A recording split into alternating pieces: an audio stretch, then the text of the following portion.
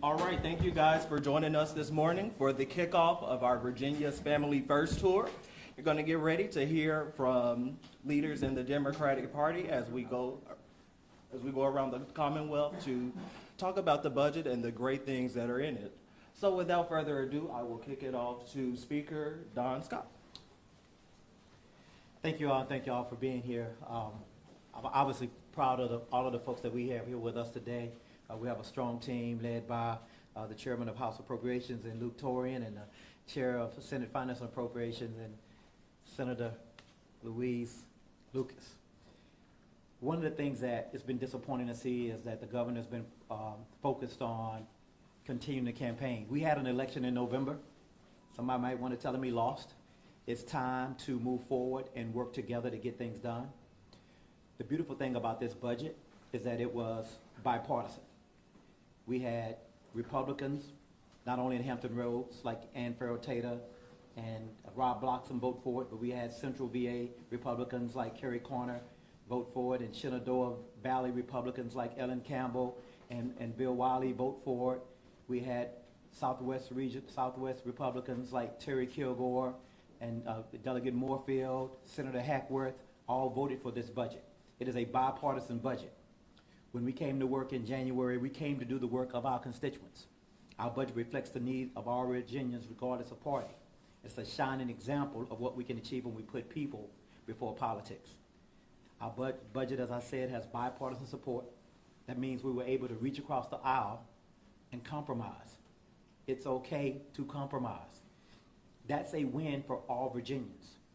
We know we're not going to see eye to eye on every issue, but progress can only be made when we work together in a bipartisan way. This budget, I will say it again, is a bipartisan budget. The commitment to working families is clear. We raised the minimum wage. We gave teachers a pay raise. We expanded access to health care and education. I think folks need to understand that Virginia's budget is over $180 billion with a B. Over $90 billion per year. It's a biennium budget. It's a lot of cost, a lot of responsibility. Half of that budget is health care and education. We're committed to public education. We're committed to making sure that we take care of our families. In Hampton Roads alone, over 575,000 people will have access to paid family leave because of this budget. That means more time with their families and less time worrying about paying the bills when they welcome a baby or have to care for a loved one. We're optimistic that the governor, as he visits businesses across the state, that he will hear from our constituents, all of them, and he will understand that this budget is what they want and one that folks want him to support. All Virginians have been accounted for in our budget. Each of their needs have been addressed, and we know that once it passes, all Virginia families will be able to take a positive step forward. We're proud of the work we did here today, and I want to welcome you to continue to ask the hard questions for the governor. What would he take out? Which Virginia families will he punish? Which Virginia children will he leave uneducated? That's what we'll ask the governor, and I hope that we'll continue to ask these questions. And at this time, I'm going to hand it over to the chairman of the Senate Democratic Caucus, Senator Locke. Thank you, Mr. Speaker, and welcome everyone. Thank you for being here. The main question that you should be asking the governor is, what's backwards? What's more backwards than what he is doing in going around the Commonwealth and continuing to campaign to be what? We don't know. The Senate and the House are the responsible adults in the room. The Senate and the House Democrats proposed a serious, structurally balanced, responsible bipartisan budget on time. We need to repeat that, on time. We will not be vetoed into agreeing to anything that he may be proposing. And we're not going to cave into his threats. Governor Youngkin has issued an unprecedented number of early vetoes, and he's on track to veto more bills than any other governor in Virginia history, which will not help us finalize a state budget. I mean, if that's his end game, that's not going to help finalize a budget. And he's doing what spoiled brats do when they can't get what they want and when they can't get their way. We are a co-equal branch of government. He is not the king, and he is not running a business. This is a government that we're trying to run here, and we are a co-equal branch. of that government. His line item veto authority is very limited, and he needs to understand that. Our budget, as the speaker has already said, is responsive to Virginians' needs and our November mandate. We delivered a budget that undid giveaways to the wealthy and the governor's use of one-time funds. We made historic investments in K-12, higher education, and mental health. The governor simply needs to sign the budget and stop threatening unprecedented budget veto. We have done our job. It is now time for him to do his. It is now my pleasure to introduce the Chair of House Appropriations, Luke Torian. Good morning, and thank you all so very much for being with us. Over the next few days, Chairwoman Lucas and I will be highlighting our budget's critical investments in making our Commonwealth a better place for all Virginians to live, work, and to raise a family. Whether you live in Virginia Beach, Richmond, Prince William, Roanoke, or Abington, all of us understand here today we all are invested in you and providing the resources you and your area vitally needs. Across the Elizabeth River in Norfolk, we are providing $25 million to the city for coastal risk storm management projects to combat the damaging impact of global warming. If you go up the river to the city of Chesapeake, where toxins still line the bottom of the waterway, disrupting this vital ecosystem for our wildlife, we are investing $3.8 million in the Army Corps of Engineers cleanup project at Money Point. These investments, along with those we are making in behavioral health, public education, rural health, and infrastructure, so that we in the General Assembly are committed to putting Virginia families first. Like a mustard seed, these investments might seem small to some, but have incredible transformative power. It is my great pleasure to introduce my partner on this journey, Chairwoman Lucas. Thank you, Chairman Torian. I am pleased to be with you today and to share our message. The budget that we adopted puts Virginia families first. It is a bipartisan budget and has been thoughtfully put together to move Virginia forward. It is beneficial to every individual in the Commonwealth. It places the focus on educating our children, the future of this great state. You cannot have the needed workforce or economic growth in this region without investments in education. Families must have access to higher quality K-12 education system and for its children. Within the budget, new investments in education total over $2.5 billion over the current fiscal year. This includes 3% raises for teachers, supports for benchmark costs, over $500 million for early childhood care and education programs, including funding for at-risk and English language learner programs, and an additional reading specialist position. Since we are here in Hampton Roads, I also want to highlight that specific funding is provided for career and technical education programs, my heartthrob, to the tune of $2.2 million for each Portsmouth and Chesapeake each year of the biennium. Higher education is also key when it comes to having workforce for the future. Proposed new investments in the areas also cover $200 million and are provided to increase access, affordability for college degrees. Items that are top priorities here include the increases in needs-based financial aid and Pell Initiative to ensure that low-income students can enroll and complete their degrees.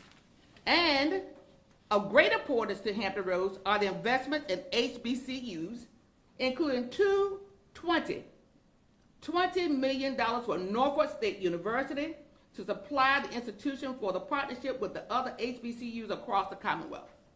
Also of importance in this region is the $37 million complete the merger of the Old Dominion University and Eastern Virginia Medical School. This will enable individuals and families in Hampton Roads to continue to have access to quality health care and important health care in the years to come.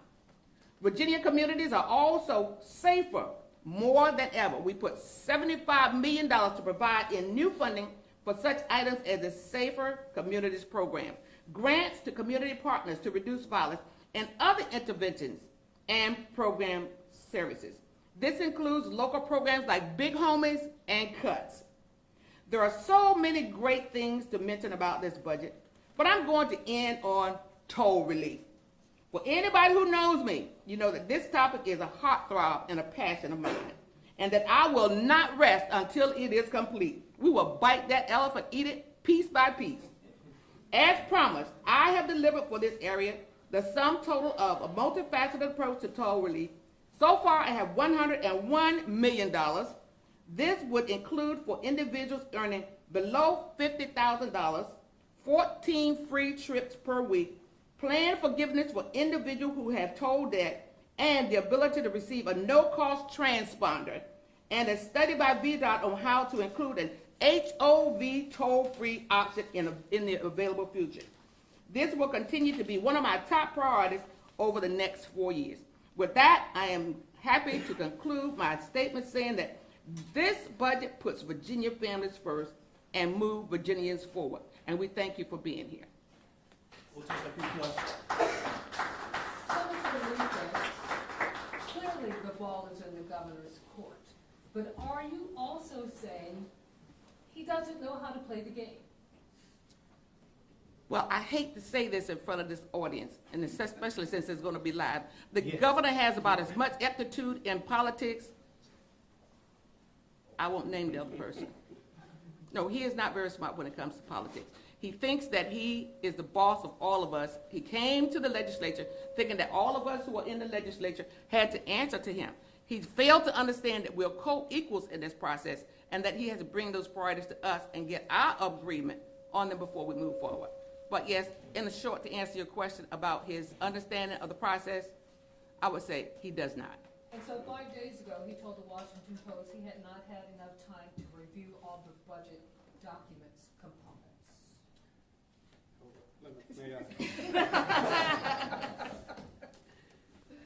This is the problem.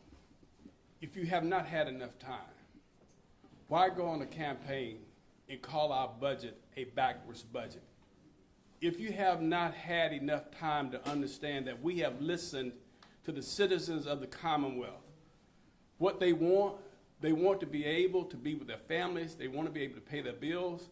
When you propose a 1% salary increase for state employees and our teachers, what kind of salary increase is that? We have listened to the citizens of the Commonwealth, and we're proposing a 3% increase to hard-working families, to our teachers as well. If he had looked at the budget closely, he would have recognized that J. Lark said we need to heavily invest in K through 12 education, and that is what we have done. If he had looked at the budget closely, then he would be able to answer why he did not invest in higher ed. And we took on and we invested in higher ed because our workforce is important to us. If he looks at the budget, he will recognize that we have put Virginia families first.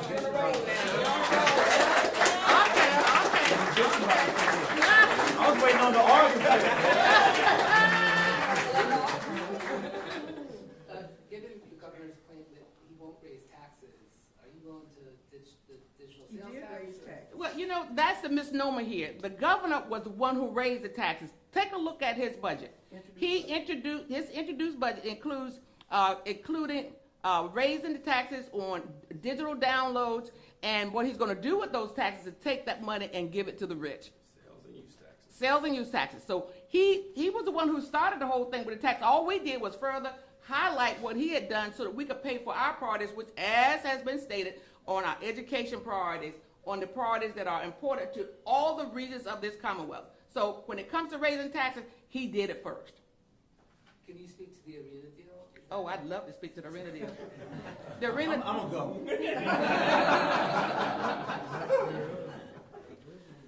I think that with all of the information that you have read, that you've heard, there is no deal, and that the arena bill is dead. Nothing more said. Thank you. We done? All right, thank you, Doctor. One Group shot. What? Jamaica, can you slide that? I have one more question, just one more question. When was the last time you guys spoke to the governor's office about the budget? Your last conversation with the governor? Wait a minute. Speaker, well, Chairman Turin and I had a joint conversation with the governor, was it on Thursday? Tuesday, it was Tuesday of last week, and he wanted to talk about how we could sit with him and come to an agreement on what he would consider reasonable vetoes. I've never heard of any such thing. No, he has his, I told him, I said, Governor, quite honestly, I want to say to you again, I said, we have done our work, and now it's time for you to do yours. You know, we're not going to sit down with you and own the cuts that you want to make to the budget. Do what you have to do, and then we'll do what we have to do.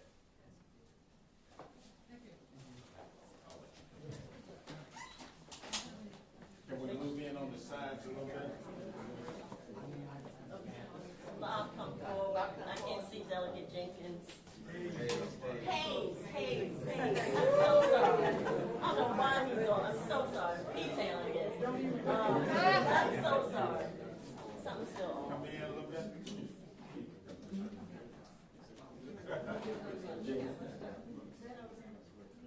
Yeah, let's see, I can see everybody now. That's great. Hold that. This way, 3, 2. Are we smiling? Here we go. 3, 2. Beautiful. Wait. Somebody else. Nobody else. Got it. Send it to you. Thank you. Thank you, everybody. I was going to say he knows about as much politics as the man on the moon, but that was done.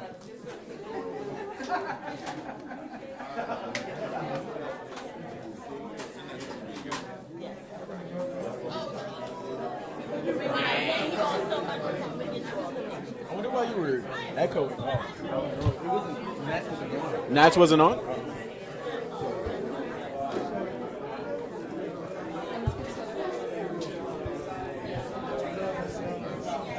I can run through that part if needed.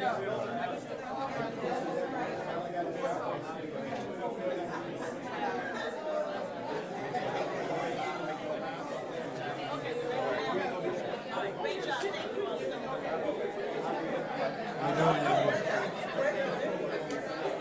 I guess we'll head out. Get ready to go live. I need an SD to pull. We're gonna need to work on a sack. Did you get your bag? You got your bag with you? You got your bag. Your laptop. It's right there. It's right. Yeah.